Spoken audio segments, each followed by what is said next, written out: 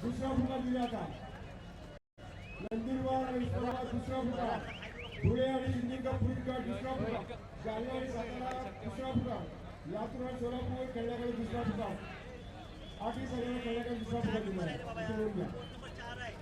नंदुरबार धाराशिव, धुळे आणि सिंधुदुर्ग, जालना आणि सातारा, लातूर आणि सोलापूर या पोलीस गटाला या ठिकाणी दुसरा फुगा दिला आहे.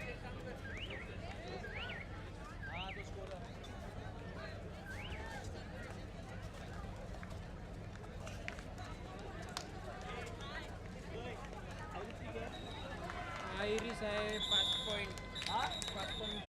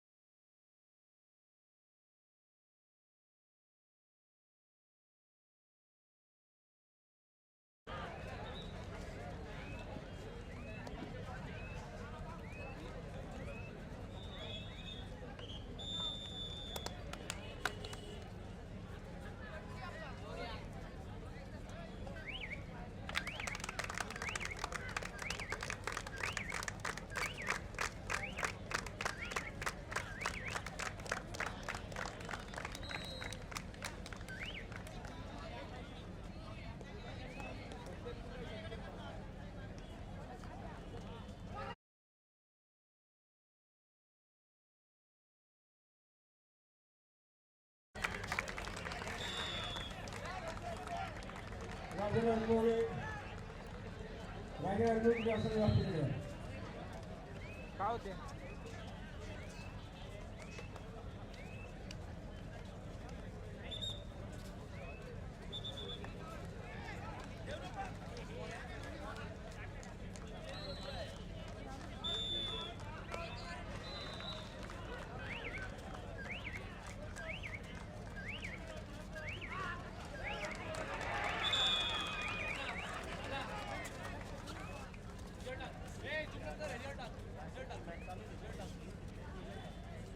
कंटेंट त्याच्यावर टाक सांगा.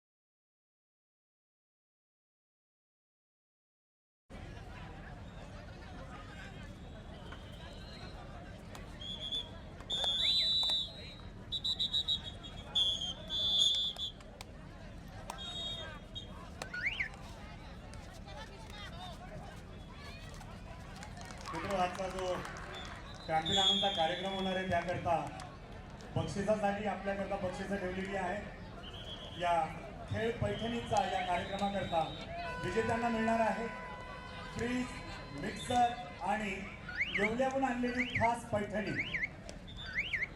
हे आजच्या कार्यक्रमाच्या करता वैशिष्ट्य आहे। खेळ पैठणीचा हा कार्यक्रम हे सामने संपल्यानंतर लगेचच सुरू होईल। सन्माननीय मंत्री महोदय दादा भुसे, त्याचप्रमाणे या ठिकाणी आंबे साहेब सन्माननीय आमदार याचं काही क्षणात आगमन होतं। डोक्यावर येते इकडे बघ. तिकडे थोडं तिकडे किती माझ्या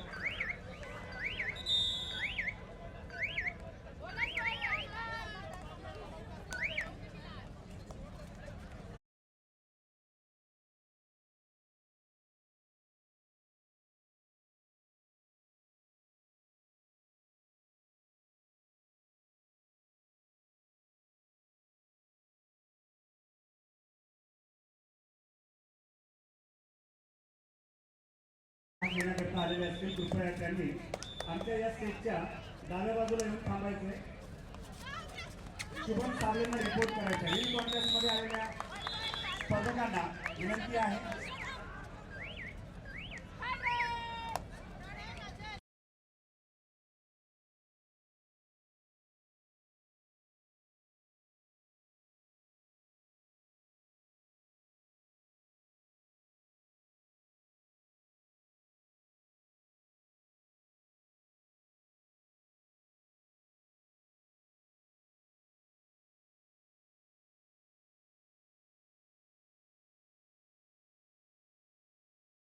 करायचं आहे।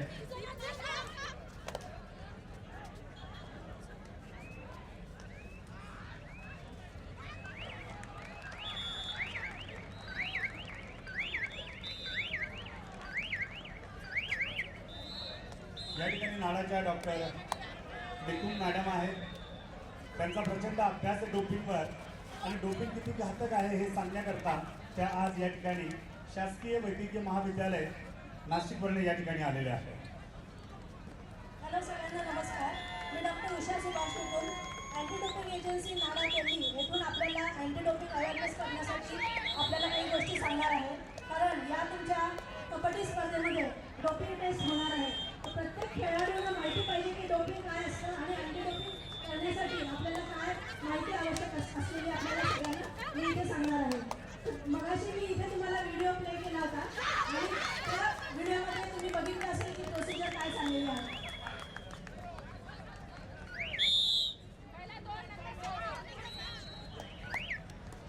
तर प्रत्येकाला माहिती पाहिजे की डोपिंग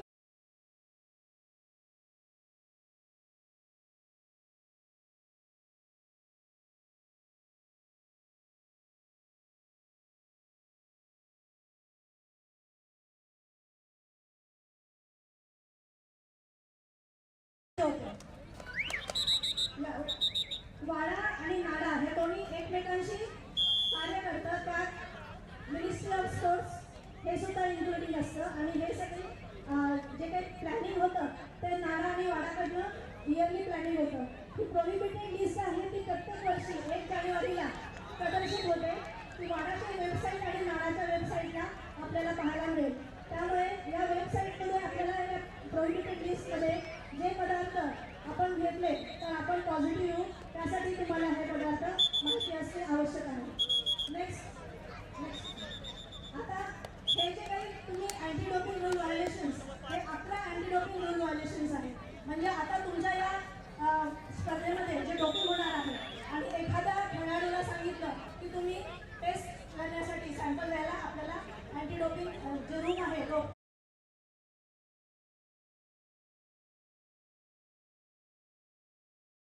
डोप टेस्टिंगसाठी देणं आवश्यक आहे। तर जर या टेस्टिंगमध्ये एखाद्या खेळाडूला त्या प्रतिबंधित पदार्थ त्याच्या युरिन किंवा ब्लड सॅम्पल टेस्टिंगमध्ये आढळलं तर त्याला अँटी डोपिंग रूल व्हायोलेशनच्या अंतर्गत 2 वर्ष, 4 वर्ष, 8 वर्ष किंवा लाईफ टाईम अशी शिक्षा दिली जाते। त्यामुळे प्रत्येकाला हे अँटी डोपिंग रूल व्हायोलेशन्स 11 जे आहे ते प्रत्येकाला माहिती पाहिजे।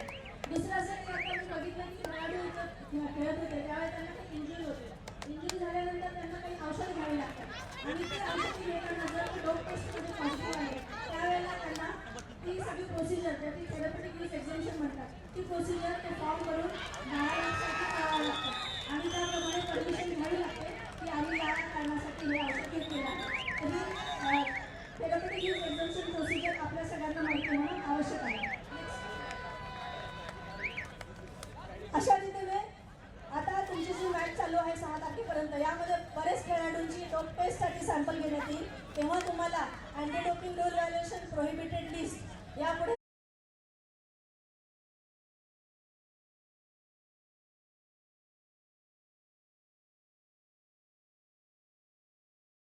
notify केले जातात.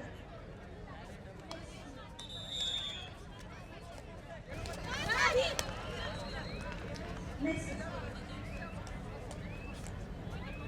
जेव्हा आपण प्रोहिबिटेड लिस्टमध्ये जे पदार्थ आपण घेतो त्यावेळेस जर तुम्ही टेस्ट केली आणि पॉझिटिव्ह आले त्यावेळेला तुम्हाला किती शिक्षा होईल हे तुमची नाडा ऑफिसला जेव्हा तुमची एन्क्वायरी होते आणि तुम्ही त्याला फेस करता त्यावेळेला ते आढळून येते. आता स्ट्रिक्ट लायबिलिटी म्हणजे काय जेव्हा तुम्ही खेळाडू आहात तेव्हा कधीही कुठेही आणि केव्हाही तुम्ही डॉग टेस्टसाठी सामोरे जाता त्यावेळेला तुम्ही जे काही तुमच्या शरीरामध्ये घेता जे लिक्विड असो किंवा काही सॉलिड असो किंवा काही खायचे पदार्थ असो किंवा काही ड्रिंक्स असो तर तुम्हाला हे नेहमी माहिती पाहिजे की जे तुम्ही तुमच्या शरीरामध्ये खाण्याच्या माध्यमामध्ये जे घेतात त्या माध्यमांद्वारे तुम्हाला जर टेस्ट तुमची पॉझिटिव्ह आली तर तुम्ही त्याच्यासाठी रिस्पॉन्सिबल असता.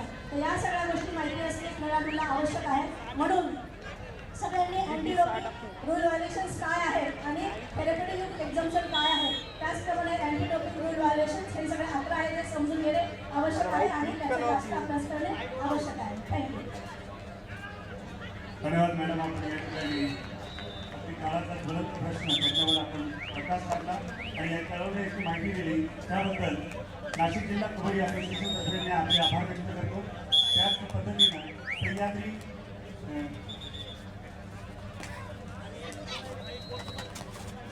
युवा मंच यांच्या वतीनेही मी आपले या ठिकाणी आभार व्यक्त करतो. धन्यवाद.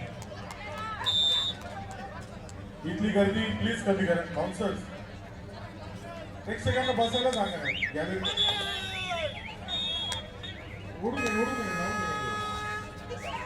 ग्राउंडमध्ये कोणी जाऊ नका. आपल्याला सर्वांना विनंती की प्रत्येक गॅलरीत बसून आपल्याला मॅच बघायची आहे. नम्र विनंती आहे की आतमध्ये कोणी जाऊ नका. ग्राउंडमध्ये मॅच संपल्यावर सगळे सामने संघ इथे थांबतील. मॅच संपल्यावर सगळे संघ इथे थांबतील. पाहुण्याकडे ओळख होईल आणि त्यानंतर बाहेर जाईल. त्याचप्रमाणे त्या संघांचे आणि सामने पुकारला दुसरा पुकार दिला आहे त्यांनी सुद्धा मॅच संपल्यावर आतमध्ये यायच्या. काही खेळाडू ओळख परेडमध्ये इथे भाग घेऊन नंतर बाहेर जायचे.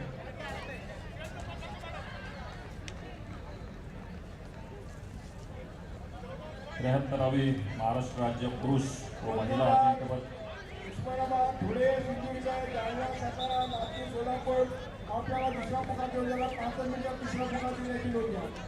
नंदुरबार, उस्मानाबाद, धुळे, सिंधुदुर्ग, जालना, सातारा, नागपूर, सोलापूर या पुढील संघाला दुसरा पुकार देऊन झालेला अगोदर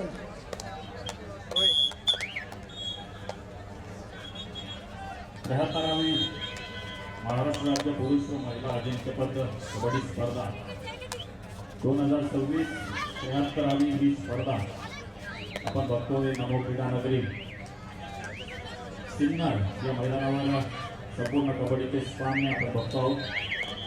सन्माननीय युवा नेते विलासभाऊ सांगळे, सचिव महाराष्ट्र राज्य कबड्डी असोसिएशन, त्याचबरोबर संस्थापक सह्याद्री युवा मंच यांच्या माध्यमातून दरवर्षी या भव्य दिव्याच्या स्पर्धेचं आयोजन केलं जातं. दिनांक 2 एप्रिल ते 6 एप्रिल या दरम्यान आपण संपूर्ण या स्पर्धेचा आनंद घेणार आहोत. त्याचबरोबर अनेक सांस्कृतिक कार्यक्रम या दरम्यान सर्व सिन्नरकरांसाठी आयोजित केलेले आहेत.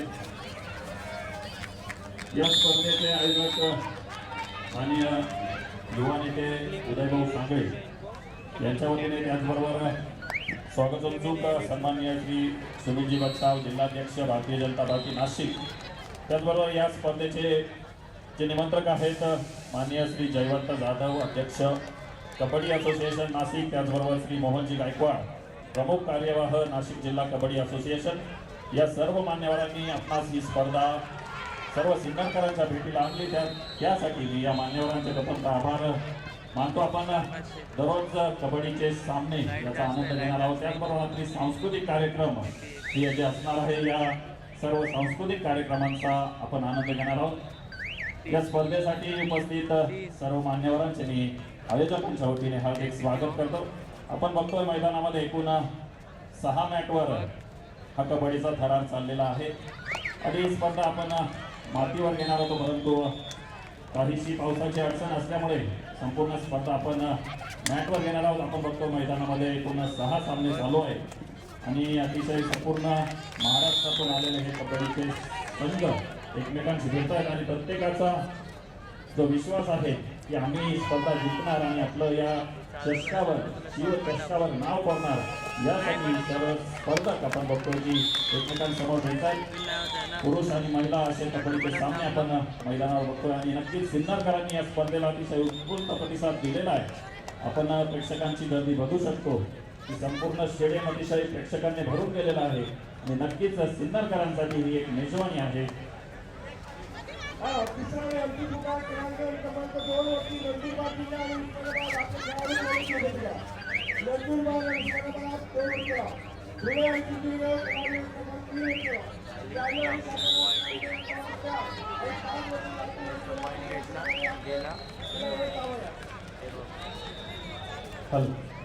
या ठिकाणी अजून कोणी रेस स्पर्धक आपल्या स्पर्धेत सहभागी होण्याचे राहिले असेल त्यांचे नाव नोंदणी बाकी असेल कृपया त्यांनी लवकरात लवकर स्टेज जवळ संपर्क करायचा आहे. आज पहिला दिवस असल्या कारणाने आपण त्यांचं एक छोटंसं नाव आणि नोंदणी करत आहोत. कृपया लवकर या ठिकाणी त्यांनी आपले नाव नोंदणी करून घ्यायचे आहे.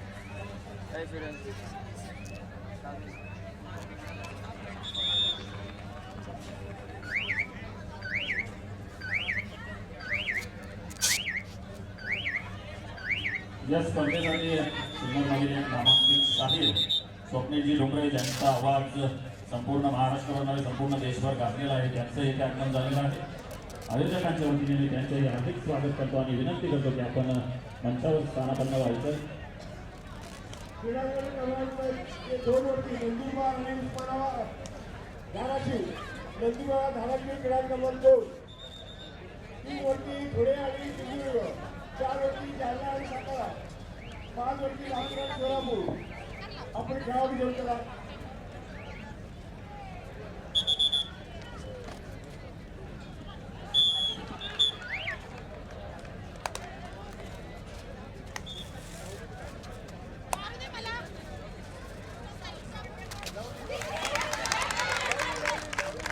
या स्पर्धेचे प्रमुख आयोजक आणि उदयभाऊ सांगळे.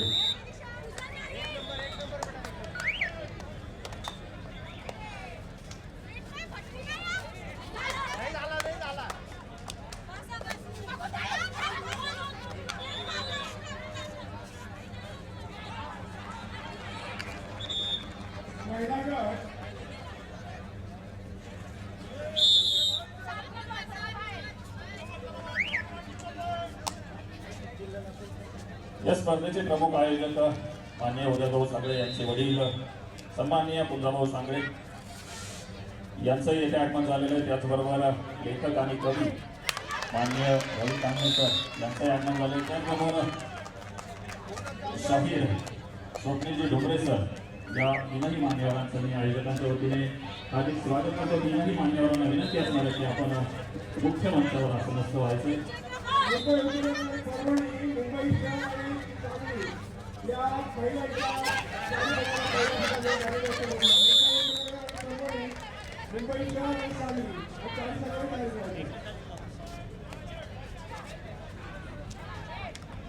शिवचषक 73वी राज्यस्तरीय कबड्डी स्पर्धा वर्ष 2026 आपण जर बघितलं तर माननीय उदयभाऊ सांगळे यांच्या आवडीचे खेळ कुस्ती आणि कबड्डी या खेळांमध्ये विशेष रस माननीय उदयभाऊ सांगळे यांना आहे आणि दरवर्षी या राज्यस्तरीय कबड्डी स्पर्धेचं आयोजन अतिशय दिमाखात त्यांच्या माध्यमातून सिन्नर नगरीमध्ये केलं जातं. तसं जर बघितलं तर भारताच्या मातीतील हा लोकप्रिय पारंपरिक असलेला हा सांघिक खेळ ताकद, चपळता, बुद्धिमत्ता यांचा संघर्ष आणि श्वास रोखून धरणारा हा खेळ माती आणि मॅटवर मातीपासून सुरू झालेला या खेळाचा प्रवास आता आपण बघतोय की जगभर मॅटवर हा खेळ खेळला जातो आणि नक्कीच भारतीय संघाचं वर्चस्व या खेळामध्ये राहिलेलं आहे. पुरुष असेल महिला असेल या दोनही प्रारूपांमध्ये भारतीय संघ जगभरामध्ये अव्वल क्रमांकावर कबड्डी या खेळामध्ये आहे आणि माननीय उदय भाऊ यांनाही विशेष रस या खेळामध्ये आहे. त्याचमुळे दरवर्षी राज्यस्तरीय अशा या कबड्डी स्पर्धेचं आयोजन त्यांच्या माध्यमातून दरवर्षी केलं जातं. पण बघतोय आडवा फाटा मैदानावर नमो क्रीडा नगरी या मैदानावर या स्पर्धेचं आयोजन केलेलं आहे.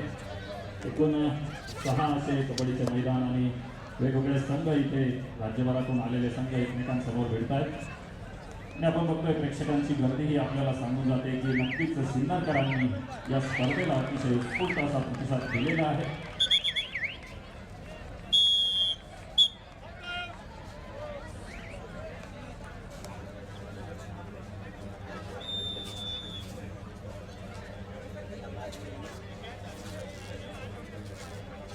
दिवाळगड क्रमांक 2 वरती होणार सामना नंदुरबार आणि धाराशिव हा सामना या 2 वरती 3 वरती होणार सामना धुळे आणि सिंधुदुर्ग हा सामना पुरुष गटाचा 3 वरती होईल. 4 वरती जालना आणि सातारा हा सामना पुरुष गटाचा 4 वरती होईल आणि 5 वरती नागपूर आणि सोलापूर हा सामना क्रमांक 5 वरती होईल.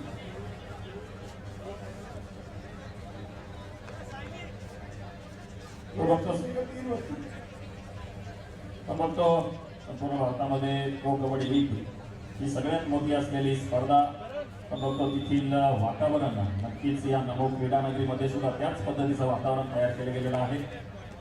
कबड्डी या खेळाला अतिशय उत्स्फूर्त असं प्रारूप दिलं गेलेलं आहे. आपण जर बघितलं प्रो कबड्डी लीगमुळे कबड्डी हा खेळ जागतिक मंचावर आला आणि नक्कीच या खेळाडूंनाही अतिशय मोठं व्यासपीठ प्रो कबड्डी लीग या माध्यमातून मिळालेलं आहे. या स्पर्धेमध्ये प्रो कबड्डी लीगमधील काही खेळाडूही आपण त्यांच्या जिल्ह्यातील संघाकडून खेळणार आपण बघणार आहोत आणि नक्कीच त्याच पद्धतीचं हे प्रारूप आयोजकांनी दिलेलं आहे आणि नक्कीच प्रो कबड्डी लीगच्या धर्तीवर आयोजित अशी ही स्पर्धा संपूर्ण सिन्नरकरांच्या अनुभवाला आलेली आहे आणि नक्कीच अतिशय उत्स्फूर्त असा सहभाग संपूर्ण संघाने नोंदवला. त्याचबरोबर अतिशय उत्स्फूर्त प्रतिसाद प्रेक्षकांनीही दिलेला आहे. नक्कीच आपण प्रेक्षकांनी भरलेलं संपूर्ण स्टेडियम बघू शकता. सर्व प्रेक्षक सर्व सिन्नरकर या स्पर्धेचा अतिशय आनंद घेत आहेत.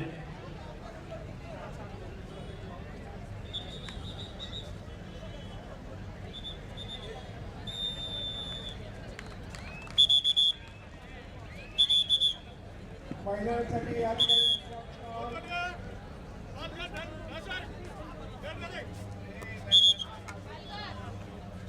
महिला गट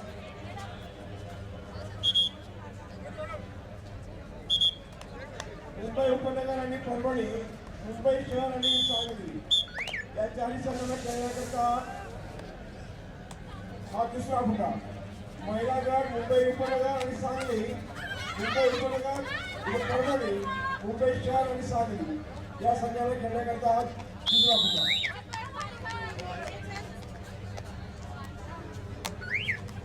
पुरुष गट नंदुरबार जिल्हा जो हा 2 वरती सामना होईल. नंदुरबार धाराशिव हा 2 वरती सामना होईल. 3 वरती धुळे आणि चित्रduर्ग, 4 वरती जालना आणि सातारा आणि 5 वरती लातूर आणि सोलापूर हा पुरुष गटाचा सामना होईल.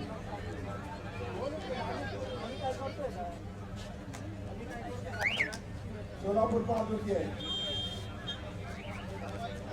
सोलापूर लातूर 5. या ठिकाणी काही क्षणातच सन्माननीय मंत्री महोदयांचं आणि नामदार तांबे साहेबांचं या ठिकाणी आगमन होईल. त्यानंतर आपण या स्पर्धेचं आजच्या सत्रातलं आपण उद्घाटन करणार आहोत आणि या उद्घाटन करता मान्यवरांचं काही क्षणात उदयभाऊंच्या सोबत आगमन होतं आहे.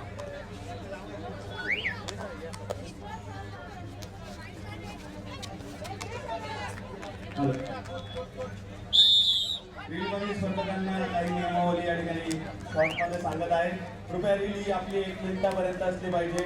जी आपल्या युवा नेते उदयजी सांगळे यांच्या पेजला कॉलम करणं या ठिकाणी अनिवार्य आहे. 4 दिवसाचा रील आपल्याला वेळोवेळी अपलोड करणे डे बाय डे जसं जमेल. आजची रील उद्या सकाळपर्यंत पोस्ट करणे अनिवार्य असेल. हे सर्व नियम या ठिकाणी लक्षात घेऊन आपण उत्कृष्ट अशी रील या ठिकाणी सादर करायची आहे. अजूनही पुढे सामना आहे.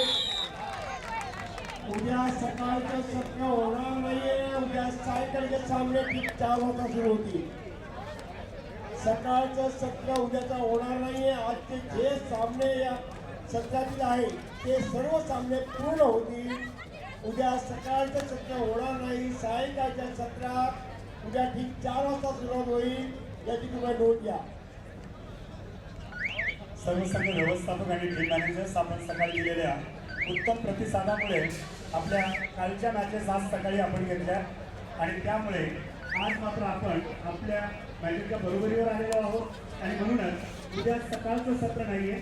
दुपारी 4 वाजता हे सत्र सुरू होईल आजच्या सारखं आणि उद्या सुद्धा सांस्कृतिक कार्यक्रमांची रेलचेल असणार आहे. आजचा कार्यक्रम आहे सांस्कृतिक खेळ पैठणीचा आणि त्याकरता खूप मोठ्या प्रमाणावर बक्षिसं या स्टेजवर आपल्याला बघायला मिळत आहेत. फ्रीज, मिक्सर आणि येवल्याहून आणलेली खास पैठणी.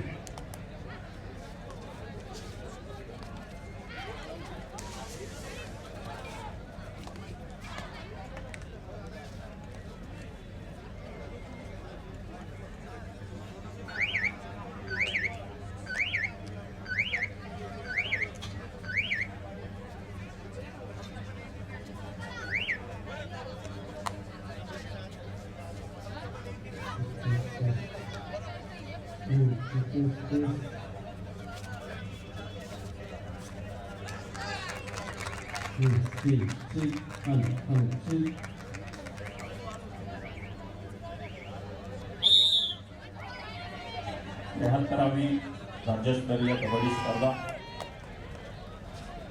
पुरुष आणि महिला यांच्यामधील या दोनही प्रारूपांमध्ये खेळला जाणारा हा कबड्डीचा खेळ आपण नमो या क्रीडानगरीवर सर्वजण याचा आनंद घेत आहोत. 73वी ही राज्यस्तरीय स्पर्धा शिवचषक 2026 दरवर्षी सन्मान्य युवा नेते उदयभाऊ सांगळे सामने सुरू करू नका. 2 मिनिटं थांबा. पाहुणे येत आहे. त्यांची ओळख पर्यंत होईल. त्यानंतर सामने सुरू करायची याची नोंद घ्या. सर्व सामनाधिकारी आपण सामन्याला सुरुवात करू नका. जरी आपली तयारी पूर्ण करून द्या. या ठिकाणी आजचे पाहुणे या 2 मिनिटात येतील. त्यावेळी आपली सर्वांची ओळख पहिली होईल आणि त्यानंतर मात्र या ठिकाणी शुभारंभ देतील पाहुणे. 73वी ही राज्यस्तरीय कबड्डी स्पर्धा काल वरुण राजाचं आगमन झालं. या स्पर्धेचं स्वागत वरुण राजाचं आगमन झालं, परंतु काल काही या स्पर्धेचा खेळ होऊ शकला नाही. त्यामुळे आज या स्पर्धेचे कालचा दिवस आणि आजचा दिवस असे कबड्डीचे दोनही दिवसाचे सामने आजच्या दिवसामध्ये पूर्ण करण्यात आलं आहे. उद्यापासून मात्र या स्पर्धेचं जी रूपरेषा आहे ती वेळापत्रकानुसारच होईल. सायंकाळी 4 वाजता ठीक कबड्डीचे सामने चालू होतील आणि त्यानंतर सांस्कृतिक कार्यक्रम असणार आहे. आज आपण क्रांतीनाना मळेगावकर प्रस्तुत खेळ पैठणीचा हा कार्यक्रम सर्व महिलांच्या भेटीला येणार आहे. 73वी राज्यस्तरीय कबड्डी स्पर्धा त्याचबरोबर सांस्कृतिक महोत्सव अशी सिन्नरकरांसाठी पर्वणी या स्पर्धेचे प्रमुख आयोजक माननीय उदयभाऊ सांगळे यांच्या वतीने या सर्व कबड्डी स्पर्धेचं त्याचबरोबर सांस्कृतिक कार्यक्रमाचं आयोजन करण्यात आलेलं आहे. सर्व महिला भगिनींना विनंती असणार आहे की आपण खेळ पैठणीचा या आज होणाऱ्या कार्यक्रमाचा सर्व महिलांनी उत्स्फूर्त सहभाग घेऊन आनंद घ्यायचा आहे. अनेक बक्षिसं आपण बघतो या विजेत्यांसाठी खेळ पैठणीचा यासाठी अनेक बक्षिसं ठेवण्यात आलेली आहेत. त्याचबरोबर सर्व महिलांना विनंती असणार की आपण उत्स्फूर्तपणे या स्पर्धेत सहभागी व्हा. सामनाधिकारी आपल्या सामन्याची तयारी झाली असेल तर सामने सुरू करायला हरकत नाही. क्रीडा क्रमांक 2, 3, 4 आणि 5 सामनाधिकारी आपली तयारी झाली असेल तर सामना सुरू करायला कोणती हरकत नाही. चालू करायला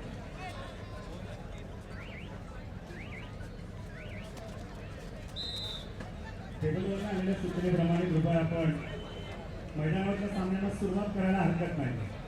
धन्यवाद.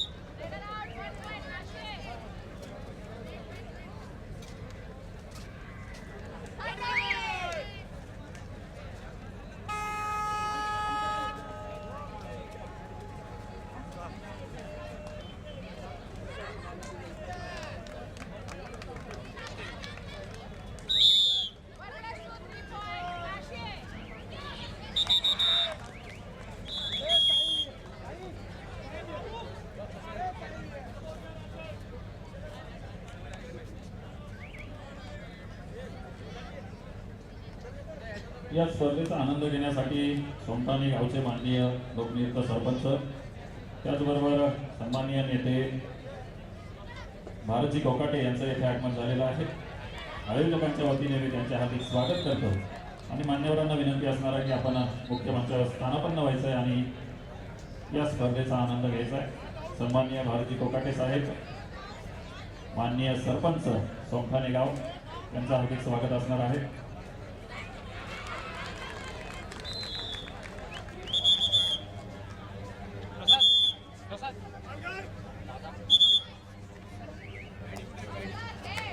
बृहत्तरावी राज्यस्तरीय कबड्डी स्पर्धा, या स्पर्धेमागे ज्यांचं महत्त्वपूर्ण हात आहे ते नाशिक जिल्हा कबड्डी असोसिएशन यांच्या वतीने या स्पर्धेचं आयोजन करण्यात आलं आहे. त्यांचे प्रथमतः मी हार्दिक आभार व्यक्त करतो.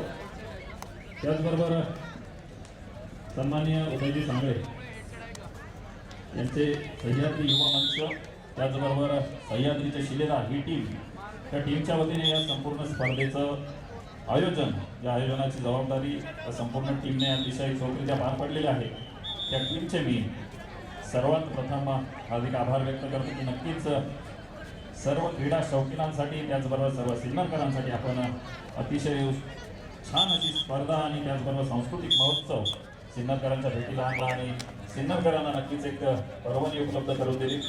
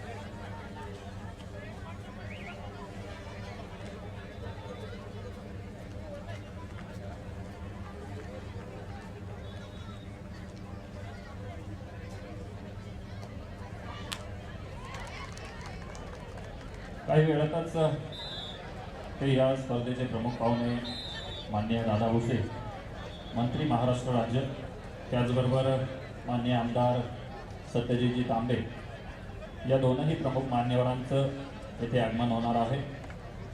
आणि आपण बघतोय की शेवटचे कबड्डीचे सामने बाकी आहेत आणि मान्यवरांचे आगमन झाल्यानंतर या सर्व सामन्यांना मान्यवरांच्या हस्ते आपण उद्घाटन करून या सर्व सामन्यांना सुरुवात करणार आहोत.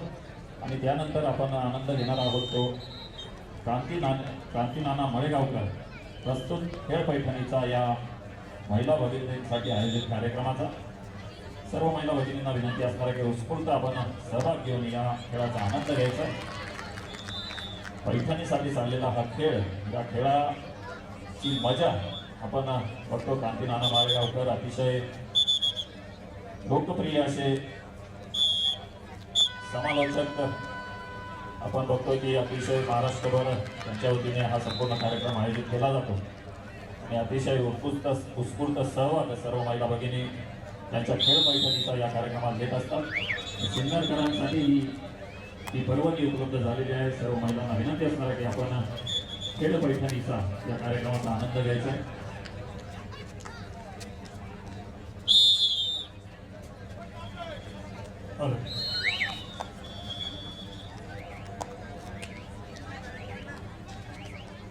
सिन्नर नगर परिषदेच्या नगरसेविका माननीय नशताई करते यांचंही येथे आगमन झालेलं आहे. त्यांचंही आयोजकांच्या वतीने हार्दिक स्वागत असणार आहे. मी मान्य आशाताई यांना विनंती करतो की आपण मुख्य मंचावर येऊन स्थानापन्न व्हायचंय.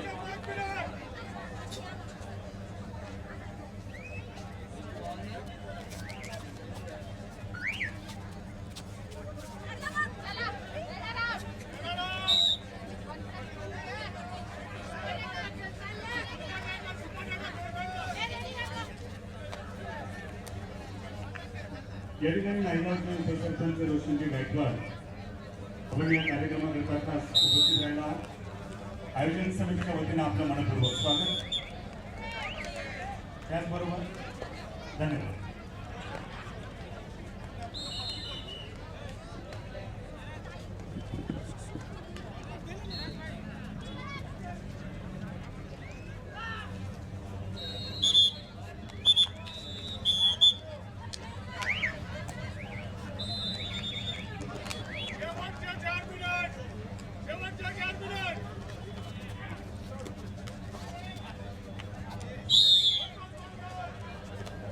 या स्पर्धेचा आनंद घेण्यासाठी पंचायत समितीचे माननीय सभापती चंद्रभाऊ काकडे, त्याचबरोबर पास्ते गावचे सरपंच शरदराव आव्हाड यांचंही येथे आगमन झालेलं आहे.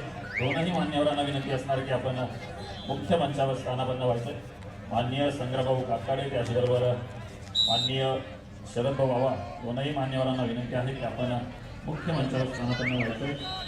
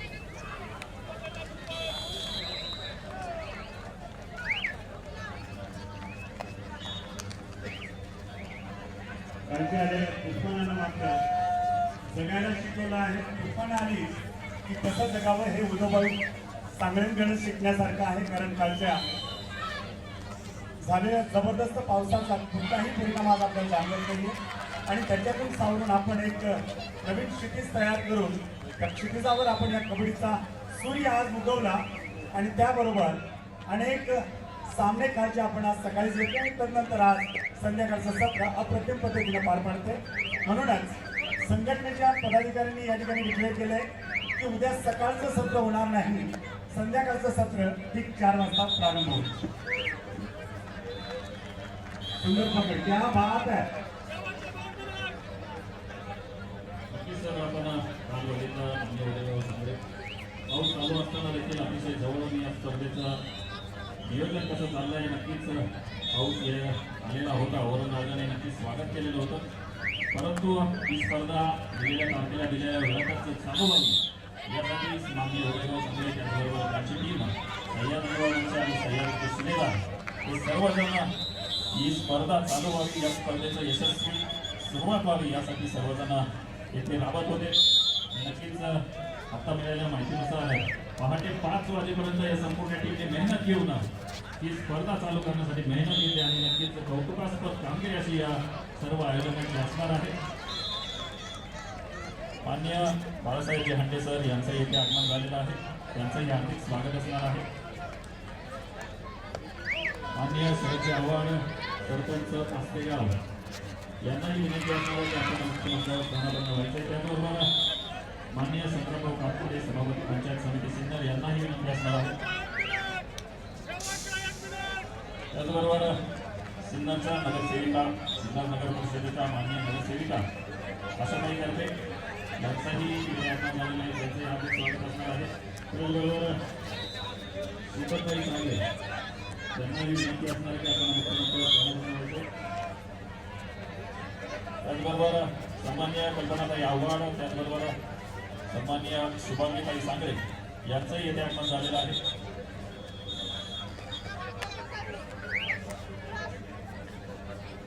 त्यांचं हार्दिक स्वागत असणार आहे.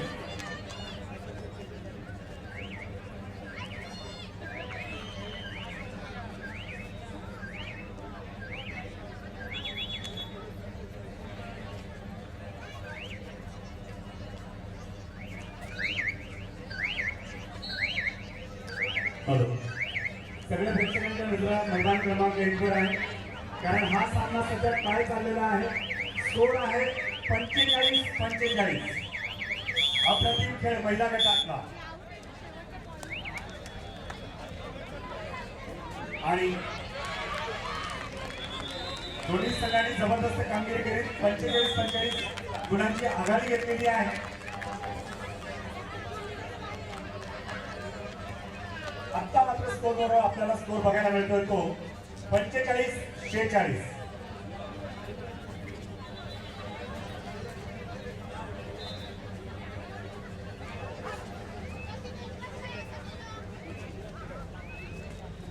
नाशिक आणि पालघरच्या दरम्यानचा हा सामना होता.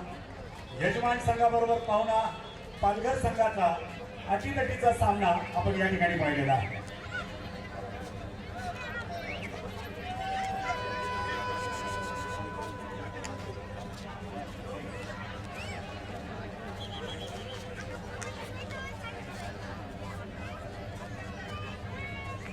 मैदान क्रमांक 1 वर चाललेला नाशिक विरुद्ध पालघर हा महिला भगिनींचा सामना अतिशय अटीतटीचा सामना आपण बघितला. 45-46 अशी स्कोर लाईन आपण स्कोर बोर्ड बघतोय.